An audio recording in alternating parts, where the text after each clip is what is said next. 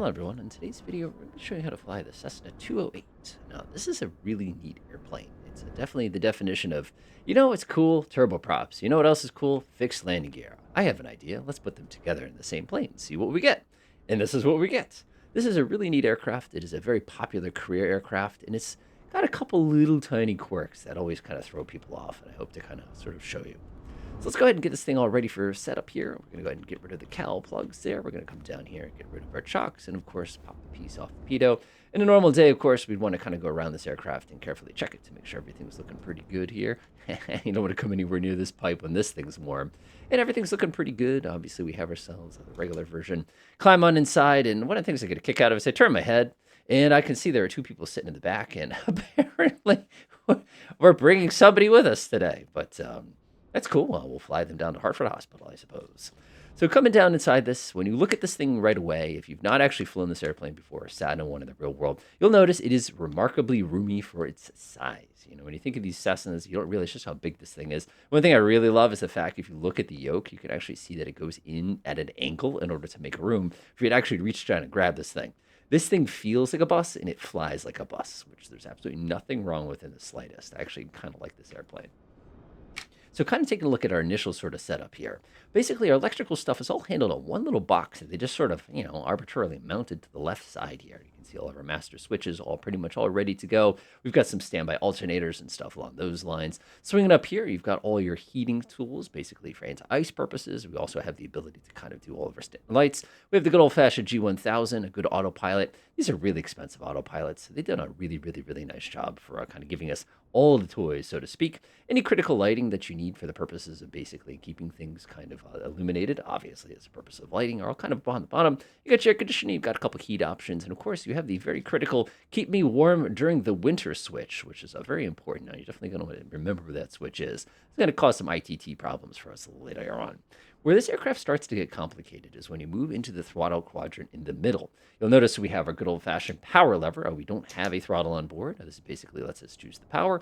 You'll also notice there is a manual emergency power lever. This thing's actually really cool. You can actually control the fuel flow directly to the engine by manipulating this handle here. So you want to make sure this is very much off. Otherwise, you're going to have all sorts of interesting problems.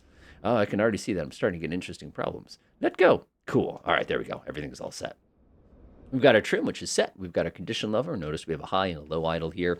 We, of course, have our lovely blue handle of justice here. One of the things that's kind of a bummer for me is when I pull my control all the way down, you'll notice it kind of gets stuck here. I can't actually pull it past this position and drop it in the middle, which would be kind of nice because this is sort of that neutral beta position that makes it really, really easy. And obviously, we could pull that sucker all the way back in the event that we need to go ahead and pop into the feather position. I'll leave that there. And, of course, on this side, you can see we have wing flaps with a stupid 150 knot flaps deployment speed, which is staggeringly good. So let's go ahead and get this thing started. So the first thing I'm going to do is I'm going to swing over on the left-hand side. We're going to get a little bit of electricity flowing through this thing. Fortunately, they keep it really, really simple here. I'm just going to come over and press the battery switch. When you do that, you're going to get a bunch of angry beeps and bops and stuff like that. Don't panic. There's really no big consequence to that. I'm going to swing over to the beacon button, the bacon switch, as I like to call it. I'm going to go ahead and hit that one and pop that one on. Now, one of the problems we have with this version is they should have some displays that basically pop on here to provide us with, things like what RPM is our engine turning at right now. But the way they chose to design this particular version is we have to actually go to our avionics switches and kick the left one on. The left one on should give us enough illumination to actually be able to see sort of this components. But as you could see, it kicks on both panels, which would be a little electrically painful. As a matter of fact, if I come down here, you can see we're pulling 43 amps right now, which is enough. Trust me on that one. But the key thing here is I can see what my ITT is. Of course, I can see what my torque is and everything like that.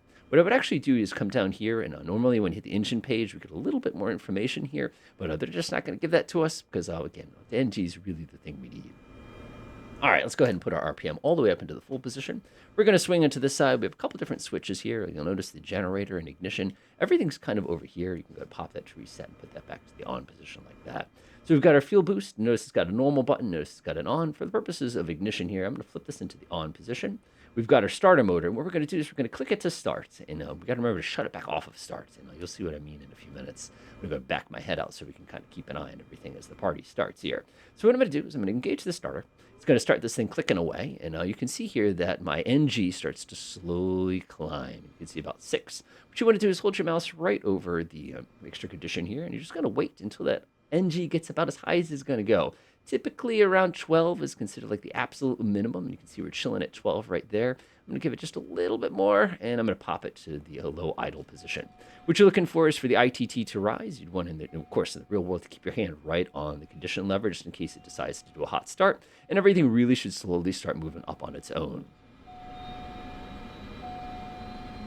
Once that does that, I'll go ahead and disengage the warning. We don't need to hear that. But you can see my propeller in the front is happily starting to spin. You can see our torque is coming up, our ITT is coming up, NG is coming up, oil pressure is coming up, oil temperature is coming up. And you can see we no longer have any battery amps, which means our generator is working. Now, in the old one of these, what you'd have to do is you actually come back here, and you have to flip this back to the off position. Otherwise, the starter stays on. I'm going to grab my fuel boost and set that to the normal position, and that is now ready to rock for that particular purpose. We can go ahead and hit the other avionics switch. Again, they model this kind of differently as far as the way that goes. I'm not too stressed out about it. You just have to kind of be mindful of that. I love the fact that we have the emergency heat pull off, and we also have the fire shut off and everything like that. Now, because we are a turboprop, this thing happily just sort of ticks away and warms up on its own. You don't have to worry about it too much. But since it is the middle of the winter for us, I'm going to flip on the bleed heat air right quick. And that's just going to get things going. This is air conditioner fans. I'm just going to set this to the off position. We don't need air conditioning right now. Let's see. We want to get a little bit of heat going through this thing. A little bit of a defrosting. That sounds pretty good to me. On the ground, we pull. So we leave that in the out position. Delightful. Go ahead and reset our altimeter. And now it's time to get our avionics all nice and squared away now that we're kind of ticking away running here. All right. So avionics, G1000, about as easy as it gets as far as avionic packages goes. I'm just going to keep this flight very simple to here. So I'm going to float myself over here to the second page. This is kind of the way I like to do it. Press the Fipple button. That's going to bring this sucker up. This is a little tricky. You're going to right-click on this with your mouse to bring it up to the cursor. I'm going to hold the cursor over our origin. I'm just going to roll it like that. Press the keyboard button. We are lovely at KGFL today. That is Kilo Golf Foxtrot Lima. That is a Floyd Bennett Memorial, a.k.a. Glen Falls. I'm going to go press enter. Runway, not really critical today. I'm not going to stress about that. En route, we're going to keep it pretty simple. We'll probably go by CEF today. So come up here, Charlie Echo Foxtrot. That looks good to me. Press enter. Looks good to me. And our destination, of course, is going to be the same. It usually is. But hey, consistency isn't a bad thing. Hartford, Connecticut. Press enter. It's going to say, is this what you want? Yeah, it's fine. And you can see we're taking off from Glen Falls, a.k.a. George Floyd. We're going to be cruising over to CEF, and then making it from there, we're going to go from CEF over to Hartford, keeping it nice and easy for us today. When we're done with this, you want to hold your mouse over this one, right-click to basically say, I'm done. Press the Fipple button, and go ahead and close that. Let's swing back over to our left page. This is our PFD. Everything's looking pretty good down here. PFD options, I'm just going to confirm that the wind is on the correct option, because if it isn't, that's wrong. We can shut off synthetic vision if it bothers you here. And again, we can turn our bearings on. But one of the things you'll notice, and again, I've covered this before, but we're on Localizer 1. I'm just going to swing down and switch that over to the GPS input here so that we know that we're using the GPS as our navigational source. Next, what I'm going to do is I'm going to go ahead and make my way over here and get my automatic pilot all squared away. Like I said, keep it pretty simple on this one. I'm going to hold my mouse over this. I'm just going to crank this up. We're going to go pretty comfortable altitude today. Let's see here. We'll go up to about, let's see, we're heading east. So it's going to be about 5,500 today. It's pretty clear weather today. It's actually, we got quite a break. Really, really bad wind at the destination. But hey, can't keep it easy. And that's pretty much all we need to do as far as getting the aircraft itself squared away. One thing we would do, of course, is we pop the flaps down. In the old days, you had multiple flap settings. For takeoff, you have a 10 and a 20. For this one, you just pop it to 10 and you're pretty much good to go. So one of the things we want to do now is we want to go ahead and determine the direction of the wind. And if I zoom in a little bit here, you can see the wind is definitely favoring the runway that is directly behind us today. It's going to be this one right here. So what we're going to do is bring ourselves over there and get going. Now, taxiing on this aircraft, normally what you do is you'd use kind of the beta range, which is definitely the superior and lazy way to do this. So the way the beta range would work is basically you'd pull this to just the right spot. Let me go ahead and zoom in so you can see it. And basically by keeping it in beta, you could basically eliminate any of the basically pitch of the prop. So you basically are neutral, if you want to imagine. When you push this forward a little bit, you'd basically pop it out of beta, and the propeller blade would actually start to grab the air more and actually pull you. Theoretically, if I kill the parking brake, we should start rolling, which is exactly what's happening. Let's go ahead and get going here. I'm going to go ahead and kick it over, give it just a little bit. How you doing? Pay no attention to the whoop, whoop, whoop, whoop, whoop, whoop, whoop, whoop noise. Would you like to get in our plane? Of course you'd like to get in our plane. How you doing? I don't ask questions. All right, let's do it. So this aircraft, like I said, very, very gentle to handle. If you think of it like a bus, I think you're not going to have any issues as far as understanding what it is doing and what it is not doing at any given time. Taxi speed on this one is a little slow because of the fact your wing is up so high above your head. So just kind of keep that in the back of your head as you're sort of whipping around here. There we go. And again, like I said, if this beta were modeled a little differently, I could basically leave it in beta and just let it kind of chill there. And that would make it a little bit easier for us. Like right now, you can see how we're starting to pick up speed. So I'm actually going to hold down the reverser button on my joystick. And I'm actually going to push forward just a little bit. See the RPM come down? There we go. And all you can do is, without even tapping the brakes, you can basically control your speed by alternating between reverse and forward. If I give it just a little bit more. Hear it? Yeah, there it is. Isn't that so awesome? I don't get that luxury on the aircraft that I fly, where you can literally just put the aircraft in reverse. But again, if it starts to speed up on you, if you want to be easy on the brakes, you've got that beta range / the reverser is essentially what we're using. We're being a little cheeky here, but that's okay. Isn't that so cool? I don't know. I just think that's kind of neat. Again, the fact that you can put an airplane in reverse is so mind-bogglingly weird to me. All right, let's go ahead and hold the brakes. We are plenty close enough. There's runway 30, sort of chilling there, looking pretty good. A couple little things we want to do here is we're going to get our transponder set correctly. We're just going to flip its altitude. We are 1200. We're in the US. We're VFR. We're going to go ahead and flick on our landing lights. The recognition light is actually pretty handy too. Let's go ahead and flip up front. And you can see that's chilling, delightful. If it were nighttime, of course, flip on your strobe lights. We do have people in the back seat. And again, are you sure you're EMTs? Because I'm getting the feeling this guy's just taking advantage of the bed. Also, I appreciate the fact he's not strapped in. Oh, well. So we're going to go ahead and come onto the runway. At this point, I'm going to go from low idle up to high idle. What that's going to do, of course, is basically improve our response. And you can already hear the RPM came up a little bit. That's exactly what you need. Can you take off in low idle? Absolutely, you can take off on low idle. There's really no consequence, except when you come in for the landing and you pull that throttle back. That's going to drop out on you, except this is the nice modern 208, so it shouldn't do that. But I'm not going to take any chances. All right, the windsock is right in our face. That's exactly what we want. We're going to go ahead and hold the brakes here. And we're going to get everything, one last set of checks before takeoff. Oh, my goodness, this thing wants to go. All right, let's do some quick little idiot checks. We got our lights, we got our camera, and we are ready for action.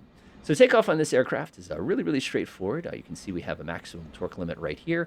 But as you accelerate, your torque is going to gradually go up, and then it's going to go back down. So we have to keep our torque within limits, our ITT within limits, and our NG, which you're really not going to have an issue within limits. Plus, all these things you have to kind of keep in mind, too. There's actually a little warning here that says when takeoff settings are below this, the air conditioner must be off for takeoff and landing. That's correct. And as you remember, we shut that off already. If you want to be safe here, you can actually shut off bleed air, and that's going to get you... don't ask me the exact number. A couple extra power if you have a little bit more torque. All right, my hand is on the brake. My parking brake is disengaged. Let's give everybody a quick victory wiggle here and make sure it's working smoothly. The way I like to take off this aircraft is I like to push the throttle up halfway. Just kind of get a little angry. 75%. Release the brake. That's all there is to it. Now, as you kind of go rip down the runway, again, you can be very gentle here because, of course, depending on your screen size that you're watching this, and take off. It does not take anything at these weights to get this thing in the air.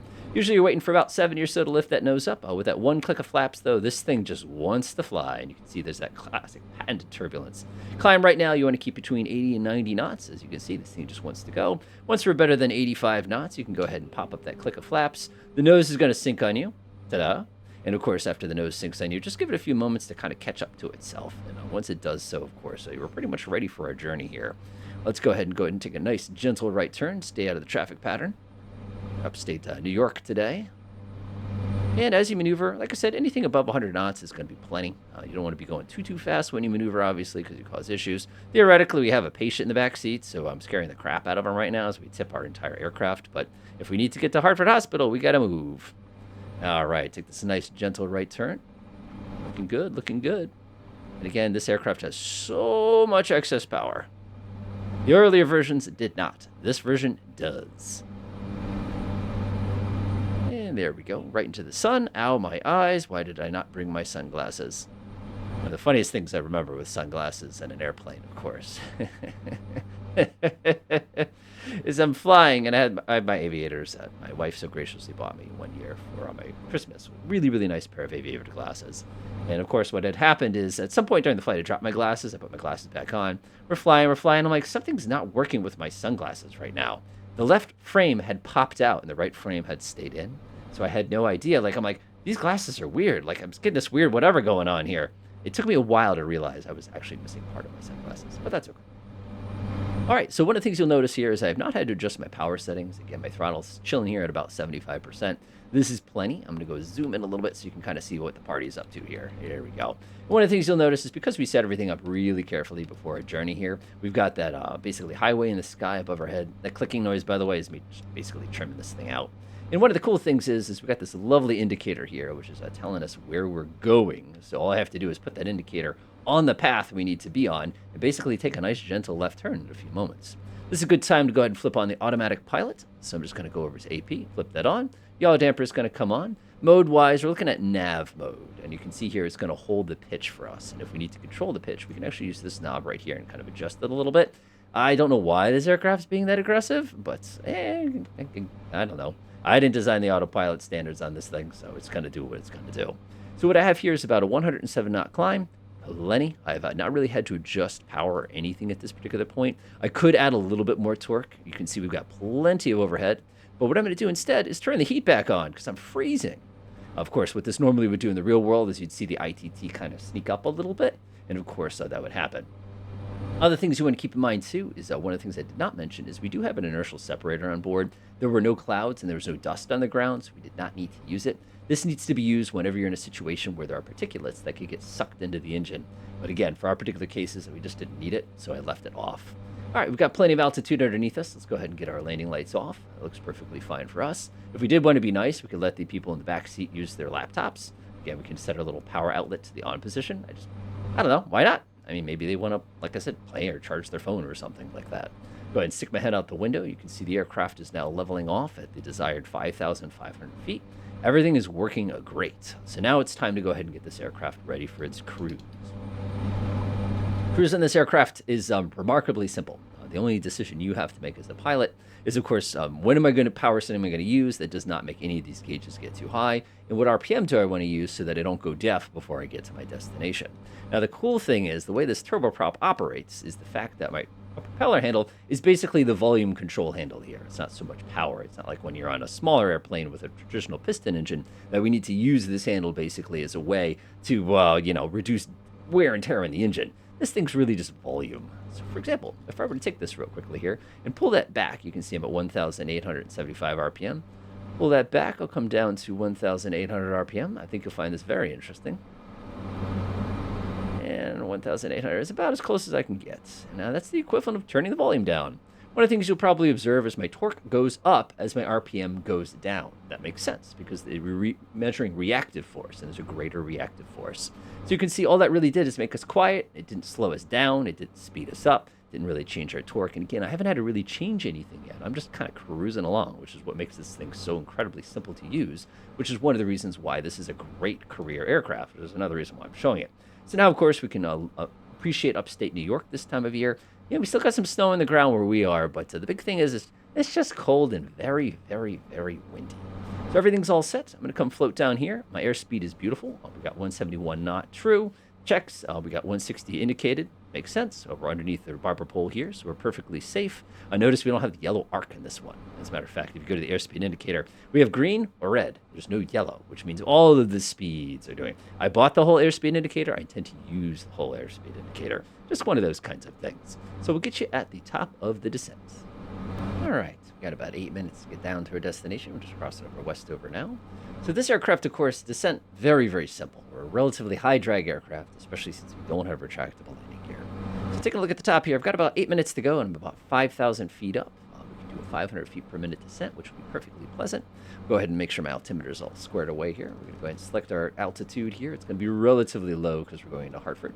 It's going to be about, we'll do 1,000 feet, which is going to be the traffic pattern altitude.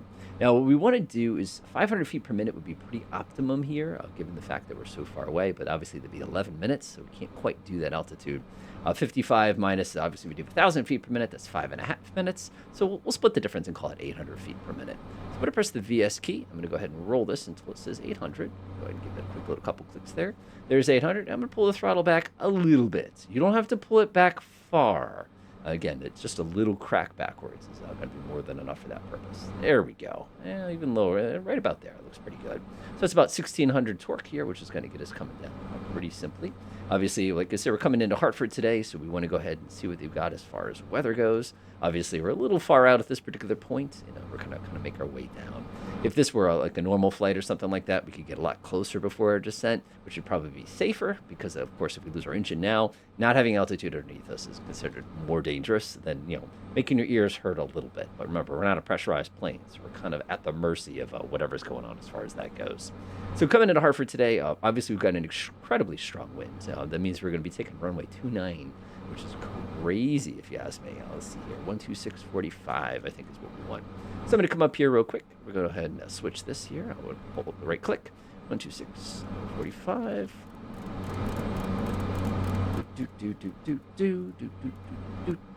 Perfect. Switch.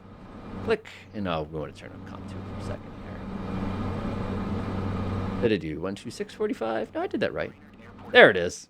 1400 Zulu. Wind tree 18 at 15. Oh my goodness. Sky condition. Few clouds at 4,100 feet temperature. That's a problem. Dew point 10. Altimeter 2954. 20. Visual runway 2 in use. Landing and departing runway 2. VFR aircraft safe. Okay, that's a substantial wind there. Obviously, we could take runway 2. That's going to be dangerous on account of the fact that we got a crosswind.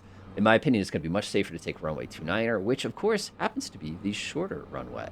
That's going to make it a little bit more fun for us. So I'll get you right when we're about to set up for that landing. All right, this is a Ride-'em Cowboy wind. This is my kind of wind.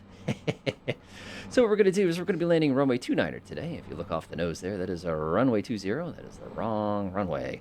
So I've gone ahead and disabled the automatic pilot. I'm taking control here. I've got the yaw damper engaged. The yaw damper is supposed to be knocking some of these left rights out of it, but unfortunately, like I say, we're flying with real-world weather today, so we are at the mercy of whatever this is doing. So we're going to be doing right traffic, keeping it nice and simple. So we're going to start slowing down. Our RPM is going to come back up. We're going to go ahead and flip on the appropriate lights that we need for the purposes of letting people know where we are and what we're doing, kind of a thing. And we're just going to go ahead and get ourselves a nice and set up and try to keep about that 1,000 feet there. It's pretty good there. Go ahead and take a look. And look at how small that runway is. Oh, this is going to be fun times for us. Landing on this runway in the real world, by the way, really fun times. We can get that first click of flaps in right away. I'm going to go ahead and pull the throttle to idle, and we're going to start slowing down. I'm not exaggerating. If I actually look down, you can see just how I'm not touching anything right now to give you an idea of how bad the turbulence really is. When we're doing turbulence like this, of course, so you want to make sure you keep a little bit of speed in your approach. Generally, our approach speed is going to be between 70 and 80. That's usually pretty comfortable. And we're just going to go ahead and take a nice long right turn. At this point, you want to double check your bindings on your controller just to make sure you do have the ability to throw your aircraft in reverse in a pinch. All right, here we go. Gas, undercarriage, make sure propel flaps, light speed. We are delightful. Everything's all set, so we've been cleared to land. Woohoo! I'm going to have to really be careful on this landing. Whoa! Just again, let the plane do its thing. Let the plane do its thing. We're getting a little sinky. Just got out a little tiny bit of power. 500. And it's going to yell at me. I'm double check everything's set up. There's 29er. You can just feel the wind shift as I come around here.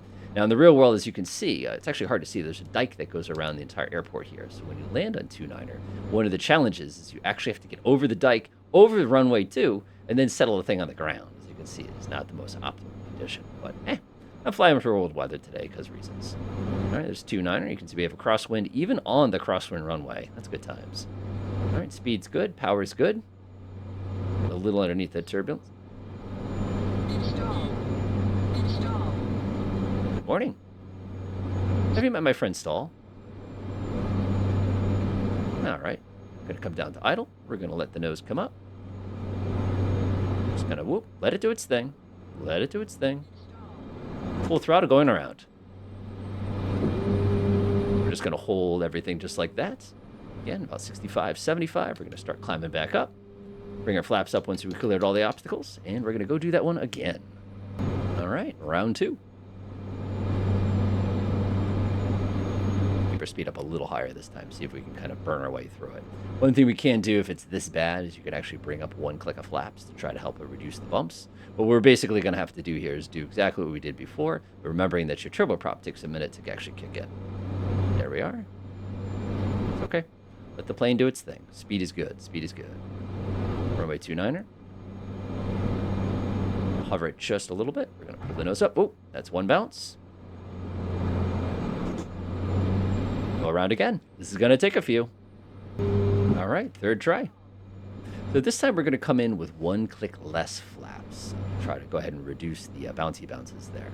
Now, the interesting thing here is if we try to land this runway 2, all the problems we're having on runway 29er would be magnified by the fact we're now being pushed off the runway. Yeah, this is a little bit cleaner here. Let our speed come down a little bit. Again, just let it do its thing. You can see I'm not working too hard with the yoke right now, even though we're relatively slow. If you see the plane start getting sinky, that's not a problem. There we are. Throttle's idle. All right, we're going to go ahead and hold the brakes. Keep the plane under control. Keep the plane under control. Keep the plane under control. Delightful. And you can see that was pretty good. So in case you missed it, that was 36 gusting 40, which is not recommended. The key thing there, of course, is just recognizing that things are not going well and acting accordingly.